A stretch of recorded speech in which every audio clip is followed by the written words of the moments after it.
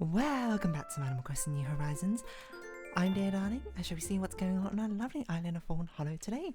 Well, I'll say happy Valentine's Day to all you out there. Hope love has found you in any which way and form. You might be like, oh, dear darling, late night episode, Valentine's Day, did you do something special? And the answer is, I did. I did a D&D session. Not to say that it isn't, of course, special, spending time with friends or anything, but no, I didn't have any plans or anything crazy today. But yeah, I mean, like, this would be where I would talk about a Valentine's story or something, but you know, I don't think there's anything particularly to say. At least not in an Animal Crossing episode. But good evening, everyone. Right now in Fawnhallow, it's 10:51 p.m. on Friday, February 14th, 2025. So yeah, we'll do our usual, and then we'll dive into presumably talking about Valentine's Day. I'm not exactly sure what at a moment, but we'll figure out when we get there. But yeah, the D&D session, how'd it go? I mean, it was a pretty good one. I can't say, like, I'm not, it's more like I don't know what to say about it, but wow, okay, I forgot that this happens, every Valentine's Day. So, sorry, that we're actually just gonna have to, like, throw every single one of these away. I don't even know if we have enough space in our mailbox for all of these, but, whatever have you. It happens. Well, this happens every year, I suppose, because we're just so popular. And it's very appreciated from all the villagers. I wonder if because we hit the limit of 300, I wonder if we generally did not have room for any more from anyone else. I think that was everyone, unless we didn't get one from Lily, maybe. No, Lily just get Biscuit, I think, didn't get one. No, we had exactly enough, right? Because it'd be 10 plus Isabel's, plus Lily's extra one, 12. So it was exactly enough. We should probably get rid of some of our other stuff. Like, what's this? We probably don't need all these birthday ones anymore. But yes. What I was going to say is, the D&D session, I think I would describe it more as like a character-focused session, if anything. Because there wasn't anything which... there was no, like, major defining event, I think of it. It was like a rather low-key one, if anything. I'm trying to think if there was any sort of hints to, like, big reveals or something, like any plot or lore points. I'm not sure if there was, to be honest. Maybe, was there? There might have been. But there were some things, of course, which are part of the story. But of course, there are also, you know, things I'm not gonna ruin surprise on what they could or might not be.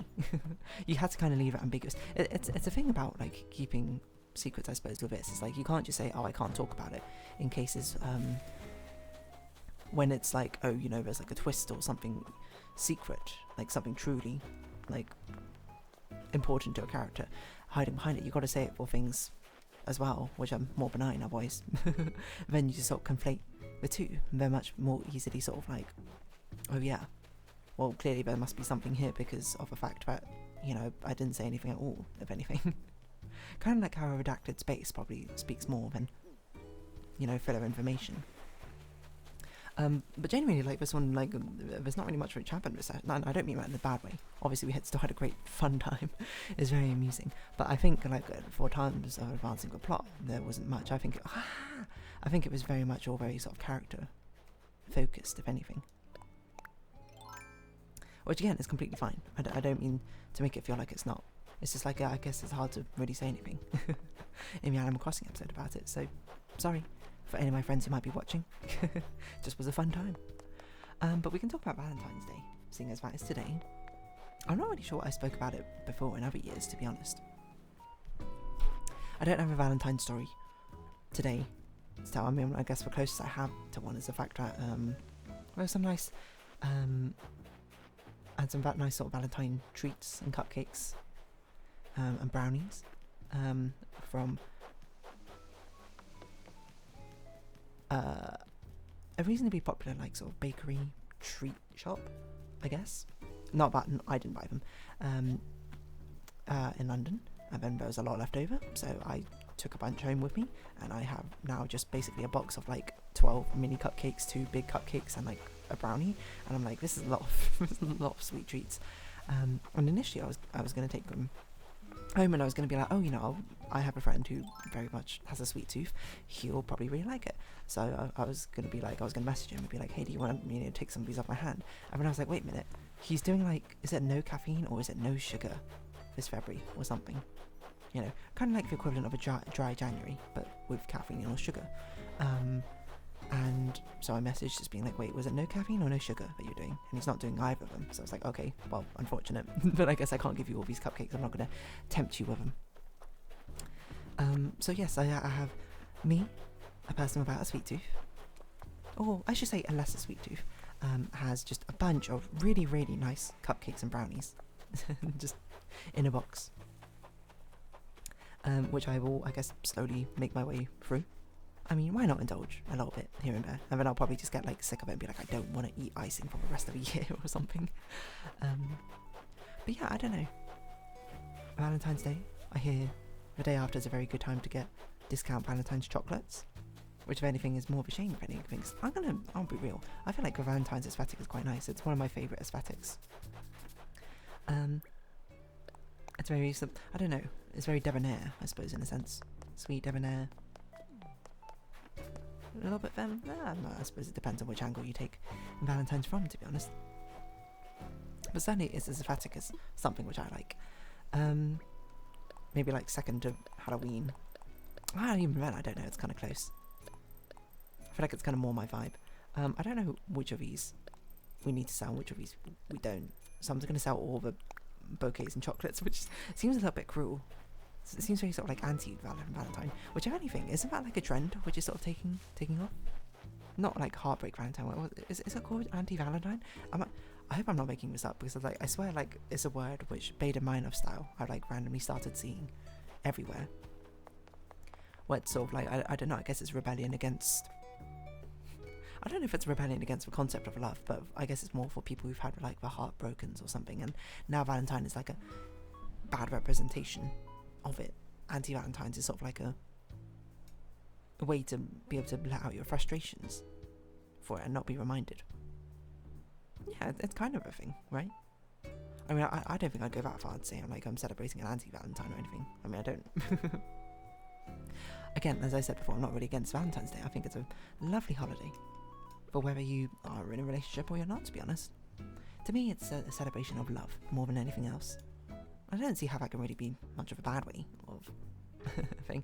I know definitely it's got much more of a focus on a romantic love rather than, things like platonic love or, familial love, etc., etc. But I don't see why that can't also be sort of kind of included, depending on the situation. But yeah, so I do have a lot of Valentine's chocolates. I would say, my Valentine's treats, sweet treats. Not sure exactly what I'm going to do with them, except for eat them. We'll see if I get sick of them. I'll see if I throw them away or whatever. Because I mean, that was the alternative, is that they would just be thrown away. So I was like, okay, I'll take them. Why not? Yeah, I don't know what else to say about that, to be honest. They're very nice. I think the other reason is I like the aesthetic of Valentine's, often using I think I like the colour scheme of a pink, red, brown, and sometimes cream or gold to be as accent colours. I think I sort of vibe with that colour scheme. Because I think red and pink, which is a bit strange actually, because I tend to prefer cooler colours. I don't know why we're talking about the colour palettes of Valentine's Day, but here we go. I very much tend to prefer cooler colours or whatever, but there's something very satisfying about that sort of red, brown, pink combination, especially for red and pink, which sometimes can clash with each other. I guess because it's overly saccharine, if anything, and it ends up working for Valentine's Day. But yeah, what else can I say about this? I hope you all had a very nice one. If you had anything particularly planned, a nice dinner date, a nice sort of trip with a loved one, who knows? You do something which I heard that someone was celebrating the smaller things over here and there. Not in a relationship, but celebrate your pet, celebrate your friends, celebrate your family. Why not? Which maybe that's kind of co-opting, I suppose, the spirit of a holiday. But I guess Valentine's Day is one which is very different personally for each person, right? So if anything, there should be a little bit of flexibility in what it can represent. Because obviously, traditionally, you're in a couple, what? You're in a relationship or whatever. That's the most straightforward way you can celebrate Valentine's. But then if you're single, whatever, maybe Valentine's is a time to try and find love. Maybe not. Maybe it's time to, celebrate in yourself, I guess. Your self-love, right? Enjoying your own time and company. Friends, family, I don't know. But yeah. I don't know. I just think it's kind of a nice vibe, if anything. Maybe it's because it's kind of like Christmas. It's like one of those definitively positive holidays. Or at least in my opinion. From my perspective, it's definitively positive. I guess maybe, bitterness over being single or whatever is not something which ever really came to mind for me. So maybe that's why I have such a different view. But I'm not saying that the anti-Valentine movement isn't a thing. But again, I'm not sure if it's so much against the concept of Valentine's, but it's more like spurned's not the right word, but like having bad experiences before, and Valentine's now being a sort of reminder. It's like a good sort of release, a sort of frustration to be like, yeah, anti-Valentine's or something. I don't know. Again, I don't really think I know anyone who's... I'm not sure if you really celebrate anti-Valentine's Day, to be honest. That seems... I mean, maybe. Who knows? But again, I've not really met anyone, like, in real life who has mentioned anti-Valentine's Day or brought it up or anything. And the only thing, again, that I kind of know about it is of its vague existence. I think I first saw it in, like, a random video. I don't know. I guess... I was trying to think how to phrase that. I was like, I guess the passion of heartbreak can be just as visceral as love, right? And I think it's true. I mean, you can just look at how many, like, love songs there are out there. There's probably an equivalent number of heartbreak songs. It's love makes the world go round. It's a backbone of a lot of different things, feelings, relationships, emotions. So perhaps it should be a no surprise. Or perhaps it would be. I don't know. But Valentine's Day. What else can I say about it? Why does Valentine's Day... I was going to say not exist, but like... I'm trying to think how to say it. Did it always have a romantic vibe to it? Or, was it something... Did it have a different meaning originally? Because I know it's Saint Valentine. But I don't really know who Saint Valentine is. Let's see. A martyr named Saint Valentine, Wikipedia. Has become a significant cultural, religious... Okay, hold on. Valentine. Who are you? Saint Valentine. Why is your feast day all about? Love. Love. Love. Love. Types of love. I don't know. It's a Wikipedia article. Whoa, there's a lot of loves in here. Love at first sight? Type of love? I guess so. He's martyred. He was burned on St. Valentine's Day. But why do we celebrate the burning of a saint, a martyr, as a romantic love? I wonder if it just became a thing which, due to capitalism or something, which made it much more extreme, if anything. A popular place of pilgrimage for those seeking love. I mean, it just became a thing? I don't know. Folk traditions. We're reminded by modern customs connecting the day with romantic love. There's still some connections with the advent of spring. Okay. Possible ancient origins. Here we go. The feast. Damn, this is a long thing to skim read. Juno the Purifier. Okay. There was a lot about purification in here. Claimed without proof that boys and girls drew names on a jar to make couples. Okay. Just weird, I suppose. Weird to claim without proof. Just being like, just sort of vibing and guessing on history. First recorded association. Parliament of Vows by Geoffrey Chaucer. A parliament for birds to choose their mates. Interesting. In 1412, that's actually a lot more recent than I expected it to be, to have a romantic relationship with Valentine's. I thought it would just be some sort of cultural thing where it'd be like, oh, you know, on St. Valentine's Day, you know, they had a feast and then more couples would like meet up or something on that day. So it was like, oh, now it's become known for that's a day where you find love. Although nowadays, I don't know if that's, well, I did just make up a history for one, so maybe I'm on the same level as that Alban Butler. But I was going to say, like, if that were the case, you would have thought that it would be a celebration about finding love, more so than celebration about existing or perpetuating love. I guess you don't really want to celebrate finding love if you're already in a relationship, unless you're polygamous, I suppose, or polyamorous. Fair enough. But, so I guess, you know, for most monogamous couples, whatever, they don't want to celebrate finding love. I guess they celebrate having found love, which is perpetuating of love. 3 other authors made poems about birds mating on St. Valentine's Day. So it all comes back to birds. What does that mean? I don't know. Jousting, dancing, Valentine poetry?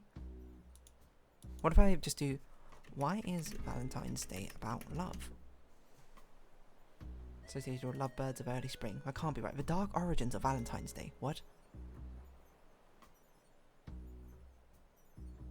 A brutal fete.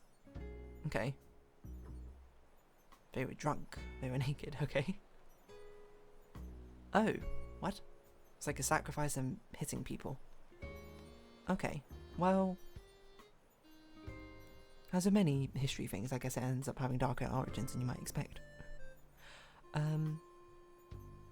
was a drunken revel, day of fertility and love. I see. Okay, so Valentine's Day, if anything, that's kind of like a lit origin. If that part's true, it's basically just like, oh, they just had a sick party and they were like, you know what? Let's make about love. That's a very funny way, I think, for things to come about. It's strange, isn't it, almost how these public holidays come about and the sort of origins about them. I wonder if there's any that will perpetuate as a normal thing in the future. But I've lived to see the origin in 200 years in the future. You know, every, I don't know, March 25th, people will celebrate the new year of Animal Crossing when I'm on year, I don't know, like 86 or something. But yeah, I don't know. What else to say about Valentine's Day? I feel like I don't have that many stories to share. I can only really say things about, oh, you know, chocolates, cupcakes. I guess it's kind of a nice thing. It'd be nice if I had more savoury things for Valentine's Day, I would say. This is coming from me, again, not really having a sweet tooth, but I don't know what savoury thing I have. Like savoury crepes? Oh. That'd be cute. Valentine's savoury crepes. I think Valentine's cards are quite nice as well. Even not like necessarily like romantic cards or whatever. So I feel like it's quite common now. Sort of, maybe not quite common, but you know, customary in like, you know, like a school or like a workplace or something that you might have a little thing where you can like write like sort of nice notes or whatever. Telegrams. Maybe not telegrams, but a similar sort of thing. As a celebration for Valentine's Day. Because otherwise you can't really celebrate it. It's not like there's many office or school place romances, to be honest. I'm not even sure what we did for it during school. Maybe it was during like the holidays or something. During school time. I actually generally have no recollection. That's a rarity to have no school stories about Valentine's Day. So it must have been during like half term or something. Let's see. UK term times. Because that happens like with April Fool's Day. Like, April Fool's Day always falls in like a school term. Which basically means that like you never celebrate it in school. Half term and holiday dates, let's see.